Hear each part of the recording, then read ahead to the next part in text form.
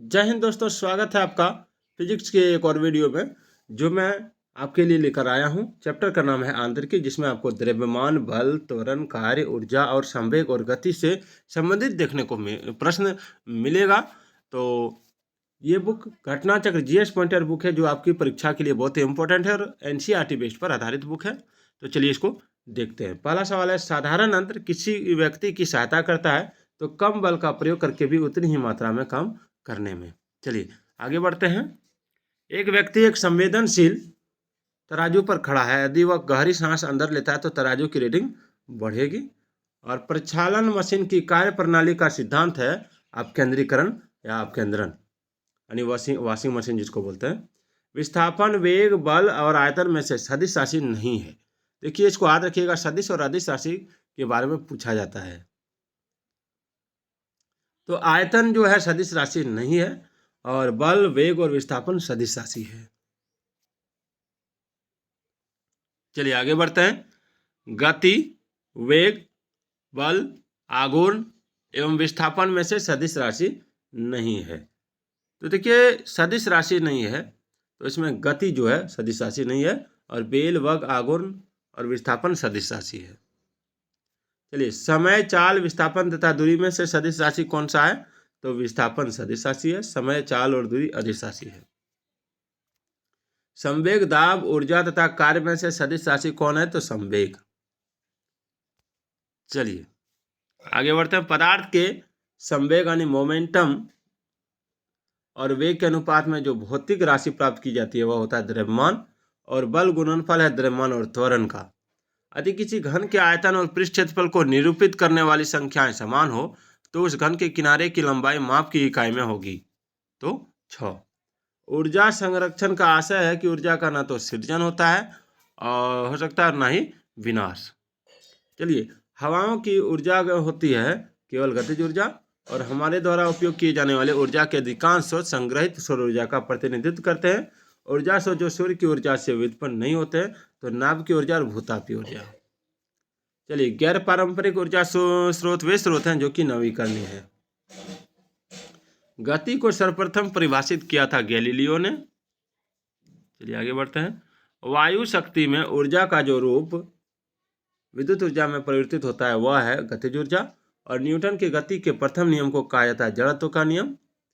और एक ट्रेन जैसे ही चलना आरंभ करती है उसमें बैठे हुए यात्री का सिर पीछे की ओर झुक जाता है, इसका कारण है स्थिरता का जड़त्व।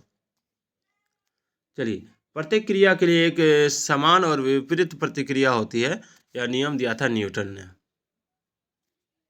चलिए आगे बढ़ते हैं।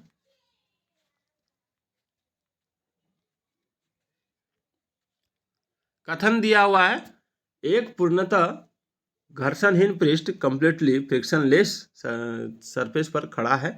एक व्यक्ति सीटी बजाने से अपने को गति में ला सकता है। तो देखिए कारण, यदि किसी तंत्र पर कोई बाह्य बल क्रियाशील नहीं है तो उसका संवेग एच परिवर्तित नहीं हो सकता। तो ए और आर दोनों सही है, किंतु आर जो है ए का स्पष्टीकरण नहीं है। सड़क पर चलने की अपेक्षा बर्फ पर चलना कठिन है, क्यों? क्योंकि बर्फ में सड़क की अपेक्षा घर्षण कम होता है। भरी हुई गाड़ी को चलाने में उसे चलायमान रखने के लिए आवश्यक ताकत से अपेक्षाकृत अधिक ताकत से धक्का देना पड़ता है, क्योंकि एक बार गाड़ी चल पड़ने के बाद घर्षण कम होता है। एक मनुष्य स्थिर नाव से 5 मीटर प्रति सेकंड की चाल से कूदा और नाव 0.5 मीटर प्रति सेकंड की चाल से खिसकी, तो नाव का द्रव्यमान मनुष्य के द्रव्यमान का 10 गुना हो जाएगा। क्योंकि जब वो कूदता है तो पूरा भार एक बार नाव पर वो देता है, उसके बाद वो कूदता है, इसलिए उसका नाव का द्रव्यमान जो है मनुष्य के द्रव्यमान से 10 गुना हो जाएगा। एक ट्रक, एक कार और एक मोटरसाइकिल की गतिज ऊर्जा समान है। यदि समान अवरोधक बल लगाए जाए और वे क्रमशः एक्स वाई जेड दूरी पर रुके तो एक्स बराबर वाई बराबर जेड होता है। एक व्यक्ति कार में जो विराम में बैठा है, सड़क से कार के चारों पहियों में से प्रत्येक पर प्रतिक्रिया आर है। जब कार सीधी समतल पर सड़क पर चलेगी तो अग्र पहियों में प्रत्येक पर प्रतिक्रिया आर से कम होगी। दो समान द्रव्यमान की वस्तुओं की गतिज ऊर्जाओं का अनुपात 4:9 है, तो उनके वेगों का अनुपात होगा 2:3। चलिए आगे बढ़ते हैं। तेल से अंशतः भरा हुआ तेल का एक टैंकर समतल सड़क पर आगे की ओर एक समान त्वरण से जा रहा है। तो तेल का मुक्त पृष्ठ क्षैतिज से इस प्रकार आनत होगा कि पिछले सिरे पर अधिक गहराई होगी। निम्न कथन पर विचार कीजिए। एक तीक्ष्ण वृत्ताकार पथ पर तीव्र गति से जाता हुआ 4 पहियों वाला वाहन है।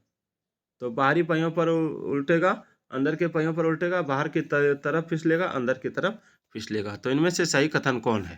तो इनमें से सही कथन 1 और 3 है, यानी बाहरी पहियों पर उल्टेगा और बाहर की तरफ फिसलेगा। सही है। साइकिल और कारों में बॉल बेरिंग का प्रयोग होता है क्योंकि पहिया और धुरी के बीच संस्पर्श का प्रभावी क्षेत्र घट जाता है। त्वरण ज्ञात करने का सही सूत्र क्या है? तो A बराबर V minus U by T. चलिए,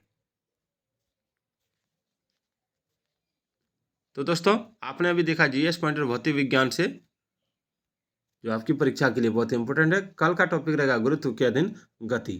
तो फिर मिलते हैं अगले वीडियो में, तब तक के लिए जय हिंद, जय भारत।